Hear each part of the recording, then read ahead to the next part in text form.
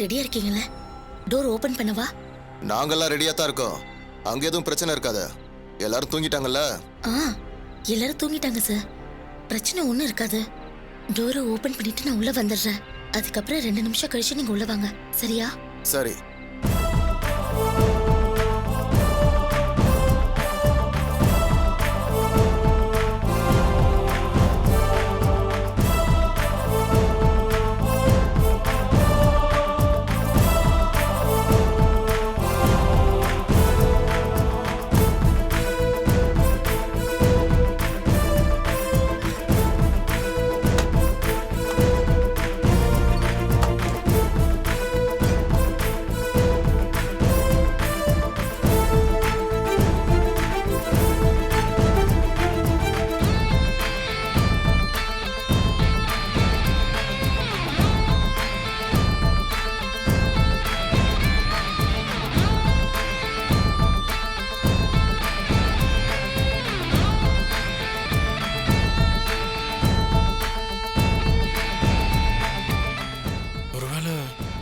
Phone miss ஆயிடுச்சா?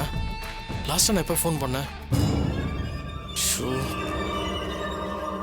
வேணா, ரொம்ப யோசிச்சா திரும்ப தலைவலி வந்துடும்.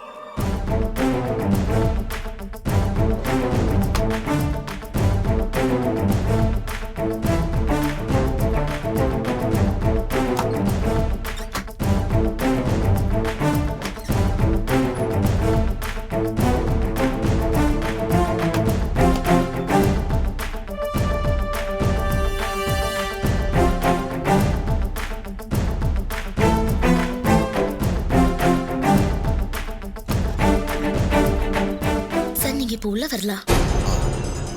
டேய் வாங்கடா. நாங்க வந்துறோம். நீ ரெடியா இரு. சார்.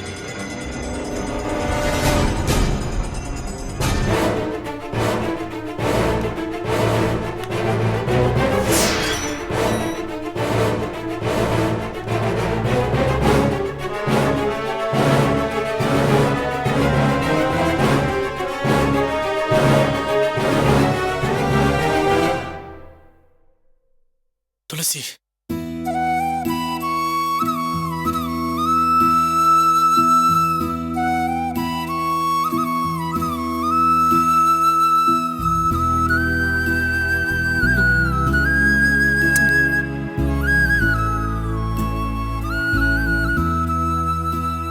நான் ரொம்ப மிஸ் பண்றேன் குட்டிமா.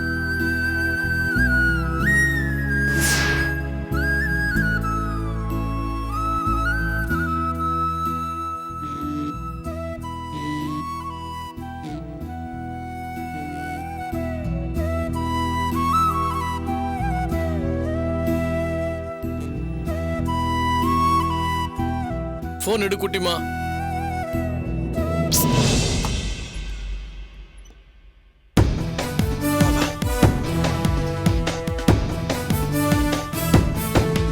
எந்த ரூம்? வாங்க. தமிழ் சார் இந்த ரூம்ல இருக்காரு. மேல சாரு இருக்காங்க. டேய் நீ தமிழை தூக்கு, நாங்க மேல போறோம். இருங்க, முதல்ல சாருவை பாருங்க, அதுக்கப்புறமா இவரை பாத்துக்கலாம். டேய் சரி, நீங்க போய் முதல்ல எல்லா ரூமுக்கும் தாப்பா போட்டு வாங்க. போங்க. டேய் வாடா.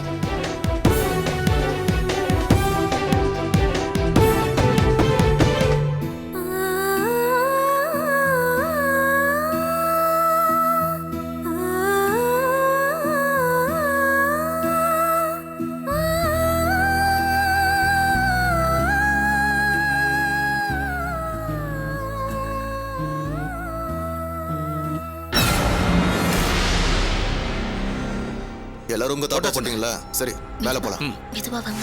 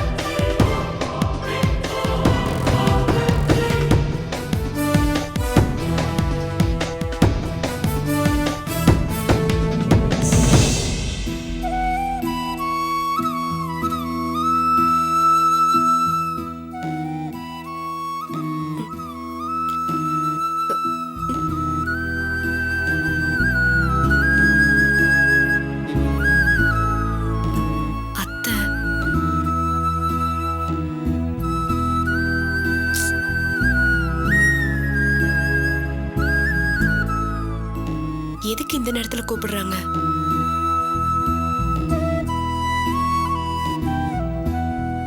ஃபோன் எடு குட்டிமா ப்ளீஸ்.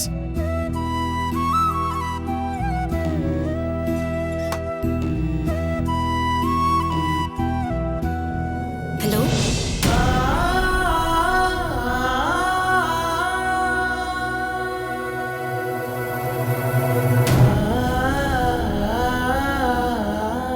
அத்தை, ஃபோன் பண்ணிட்டு ஏன் பேசாம இருக்கீங்க?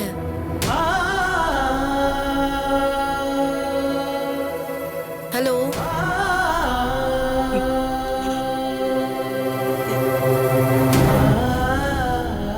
ஹலோ,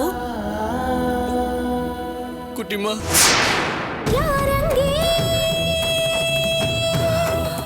நான் தமிழ் பேசுறேன்.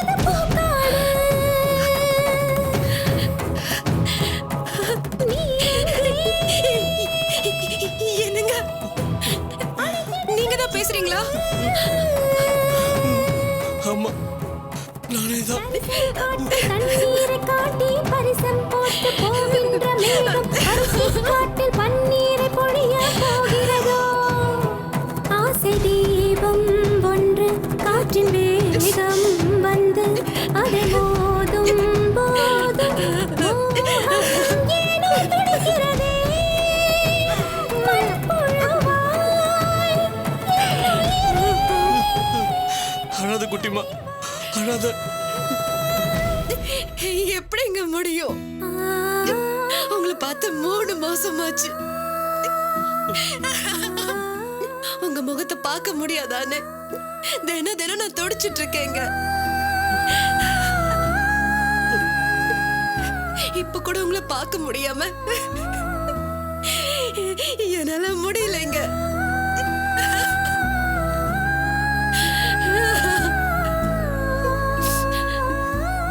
சாரி குட்டிமா, என்னால் நீ ரொம்ப கஷ்டப்பட்டல.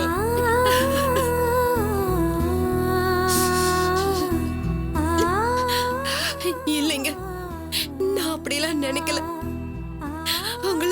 உங்களை பார்க்க முடியலைங்கிற வருத்தம் தான் எனக்கு.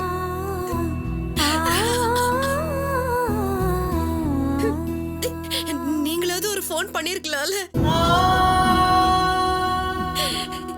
இப்படிங்க எங்க இருக்கீங்க? ஏன் என்ன பார்க்க வரல? உங்களையே நினைச்சு நான் வேதனையோட இருப்பேன்னு உங்களுக்கு தெரியாதா? தெரியும் குட்டிமா தெரியும். அப்ப ஏன் என்ன நீங்க இவ்வளவு நாள் பார்க்க வரல? அங்க பெங்களூர்ல உட்கார்ந்து என்னதான் பண்ணிட்டு இருக்கீங்க? எனக்கு இங்க என்ன நடக்குதுன்னு புரியல குட்டிமா. கொஞ்ச நாள் என்ன சுத்தி எல்லாமே ஒரே குழப்பமா இருக்கு.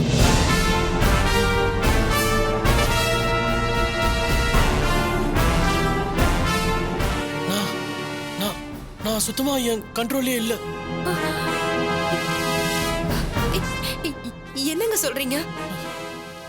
இங்க பாத்திரம் குட்டிமா ஒரு நிமிஷம்.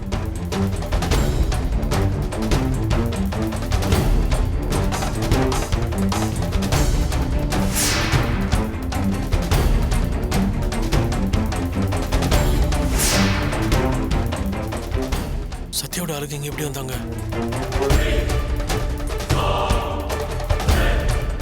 ஐயோ, என்ன தேடிதான் வந்திருக்காங்க. நான் அவங்க கிட்ட மாட்டிக்கூடாது. என்னங்க? ஹலோ ஹலோ,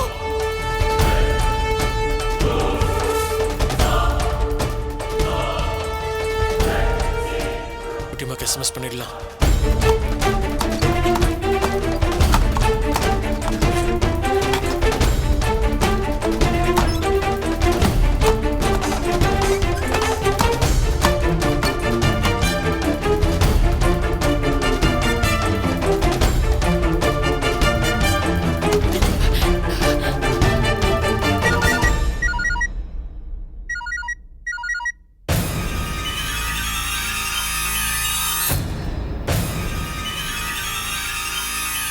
டேய் இங்க தான் உட்கார்ந்து.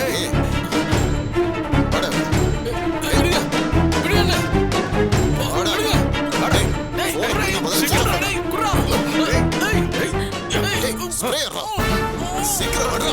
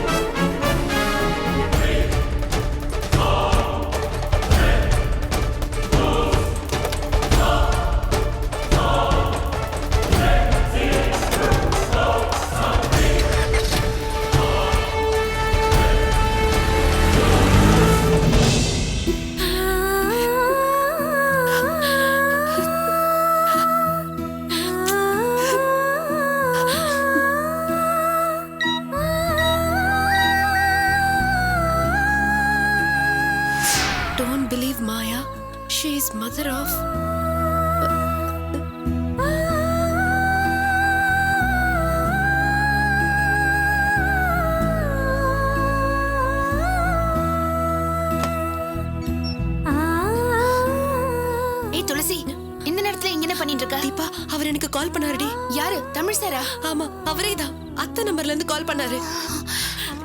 என்ன சொன்னாருடி? இந்நேரத்துக்கு இங்க நின்னு பேசிட்டு இருக்கீங்க? சார், தமிழ் சார் இவளுக்கு ஃபோன் பண்ணாரா? தமிழ் சார் பேசினாரா? ஆமா சார். உள்ள வாங்க, ஏன் வெளிய நின்னு பேசிட்டு இருக்கீங்க?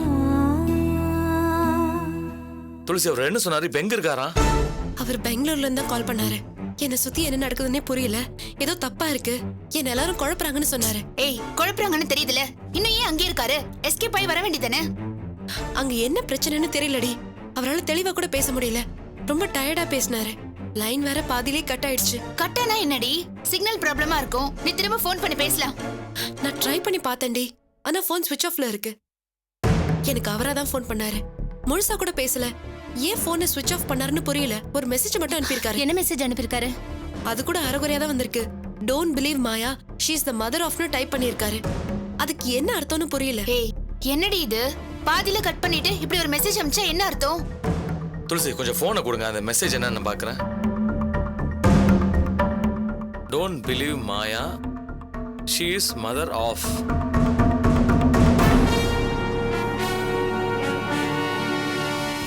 எனக்கு புரியல துளசி.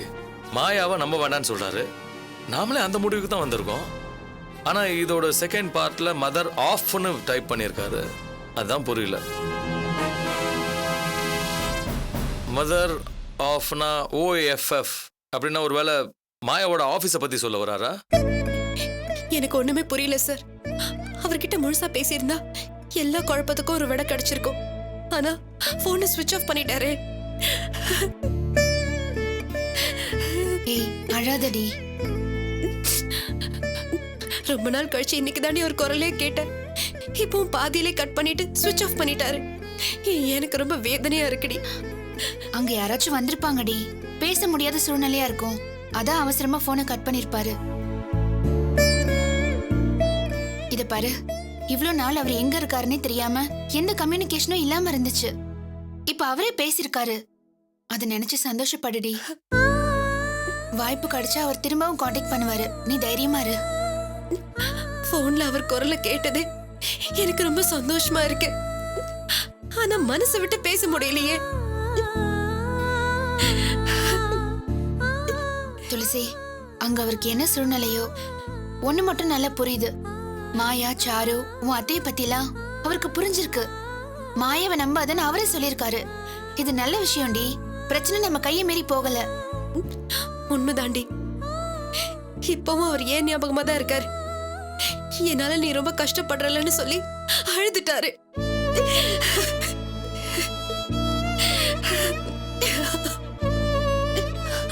போன்ல அவர் குட்டிமான்னு கூப்பிட்டதும் என்னால கண்ட்ரோல் பண்ணிக்கவே முடியல. அந்த பாசம், அன்பு, பெரியவெல்லாம் அவர்கிட்ட அப்படியே இருக்கு. அந்த குரலை கேட்காம இத்தனை நாள் மிஸ் பண்ணிட்டோமேன்னு என்னையும் மீறினா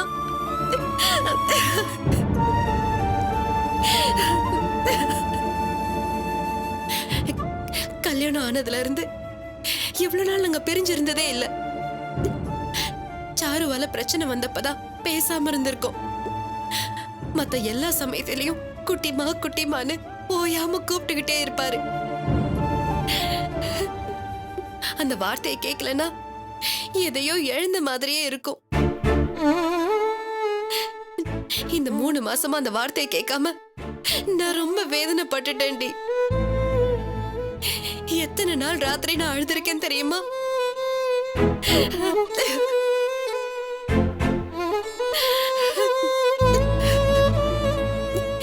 எனக்கு அம்மா அமையலடி. ஆனா அம்மாவால கிடைக்க வேண்டிய எல்லா சந்தோஷத்தையும் அவர் எனக்கு கொடுத்திருக்காரு. என் வாழ்க்கைக்கு ஒரு அர்த்தம் இருக்கு, அதுல கஷ்டமும் இருக்கு, அதை விட பெரிய சந்தோஷமும் இருக்குன்னு அவர் தான் எனக்கு புரிய வச்சாரு. அவர் மட்டும் இல்லைன்னா நான் என்ன ஆயிருப்பேனே தெரியல.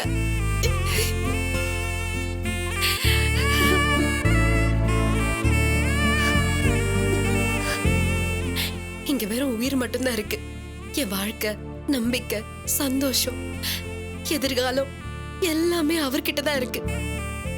அவர்தான் எனக்கு உலகம். அவர் இல்லைன்னா நான் வெறும் ஜடமா போயிடுவேன்.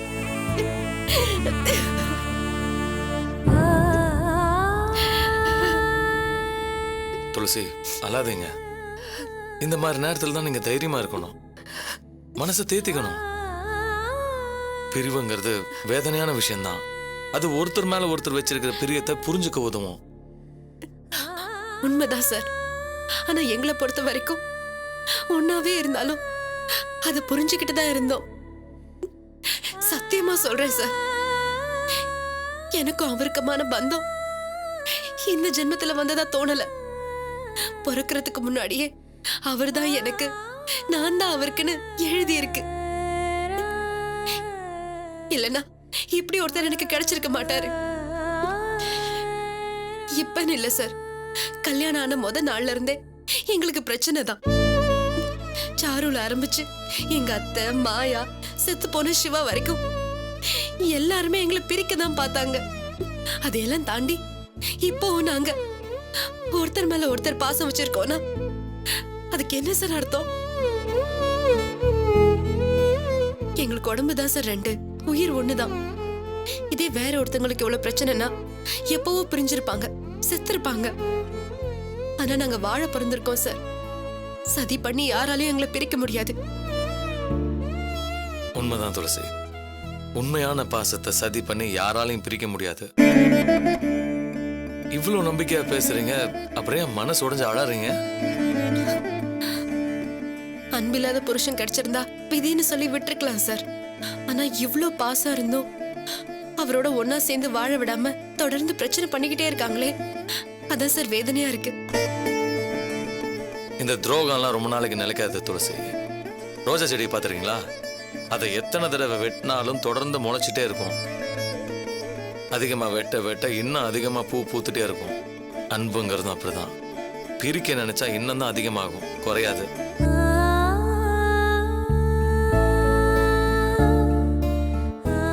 கௌதம் சார் சொல்றது உண்மைதான் துளசி. உன் அத்தையும் மாயாவும் சாருவுக்கு அவரை கல்யாணம் பண்ணி வைக்கிறதுக்காக என்னென்னமோ பண்ணிருப்பாங்க. ஆனா அதெல்லாம் தாண்டி உனக்கு போன் பண்ணிருக்காருன்னா உன் மேல பாசம் அதிகமா இருக்குன்னு தானே அர்த்தம். ஆமாண்டி, அவர் உன்னை மறக்கல, மறக்கவும் மாட்டாரு. உன்னை அவர் வெறுத்துட்டதா உன் அத்தை போய் சொன்னாங்கல்ல, அந்த வாயில மண்ணுதான் விழும். நீ வேணா பாத்துட்டே இரு, அவர் எல்லார் முகத்திலும் கரிய பூசிட்டு உன்னை தேடி வரதான் போறாரு. வந்துருவாருல? கண்டிப்பா வருவாருடி. எப்படி வருவாரு? எல்லாம் உடனே நடக்கணும்னு எதிர்பார்க்காத. இப்ப அவர் போன் பண்ணிருக்காரு, பெங்களூர்ல இருக்காருன்னு உறுதியா தெரிஞ்சிருச்சு. நாளைக்கு சிவா கேஸ்ல ஒரு முடிவு தெரிஞ்சிருச்சுன்னா அதிரடியா இறங்கி அவரை மீட்டுட்டு வர முயற்சி பண்ணுவோம். சந்தர்ப்பம் கிடைச்சா அவரே கூட வந்துருவாரு. இல்லனா நாமளே போய் கூட்டிட்டு வந்துருவோம். நீ தைரியமா இருடி.